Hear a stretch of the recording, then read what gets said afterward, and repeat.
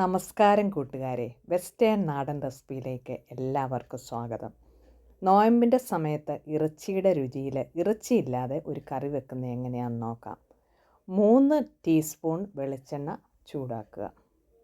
ഇതിലേക്ക് 1/2 ടീസ്പൂൺ കടുക് ഇട്ട് കൊടുക്കുക. കടുക് മുഴുവൻ നന്നായിട്ട് പൊട്ടി വന്നതിന് ശേഷം ഒരു സവോള ഇതുപോലെ ചെറിയ കഷ്ണങ്ങളാക്കി അരിഞ്ഞത് ചേർക്കുക. ഇതൊന്ന് വഴന്നു വരണം. വഴന്നു വരുമ്പോഴത്തേക്ക് ഒരു 2 തണ്ട് കറിവേപ്പിലയും ഒരു 2 പച്ചമുളകും കൂടെ ഇട്ട് കൊടുക്കുക.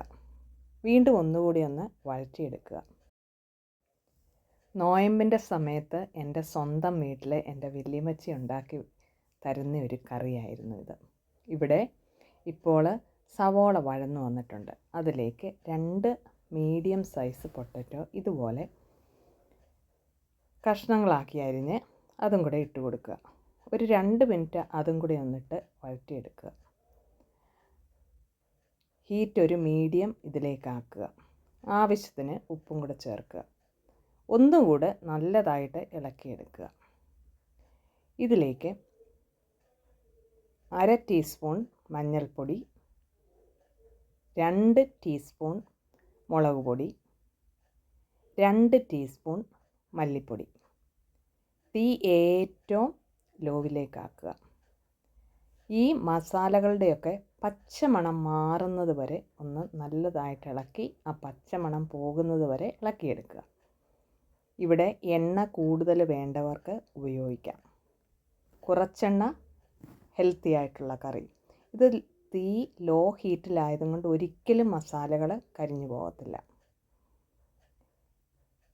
ഇതിലേക്ക് നമ്മൾ ചേർക്കാൻ പോകുന്നത് 2 നല്ല ഫ്രഷി ആയിട്ടുള്ള ടൊമാറ്റോ ഇതുപോലെ പ്യൂരിയാക്കി അടിച്ചെടുത്തതാണ്. ചെറിയ കഷ്ണങ്ങളാക്കി ചേർത്താലും മതി, പക്ഷേ നല്ല തിക്ക് ഗ്രേവി കിട്ടാനായിട്ട് ഇങ്ങനെ പ്യൂരിയാക്കി ചേർക്കുന്നത് തന്നെയാണ് നല്ലത്. ഈ പ്യൂരിയും കൂടെ ഇതിലേക്ക് ചേർത്തിട്ട് വീണ്ടും നന്നായിട്ട് ഒരു 3 മിനിറ്റ് വഴറ്റിയെടുക്കുക. പൊട്ടറ്റോയിലേക്ക് ഈ തക്കാളിയുടെ എല്ലാം കൂടെ പിടിച്ചു വരും. ഇനിയും ഇതിലേക്ക് നമ്മൾ ചേർക്കുന്നത് ഏകദേശം ഒരു 1.5 കപ്പോളം ചെറു ചൂടുവെള്ളമാണ്.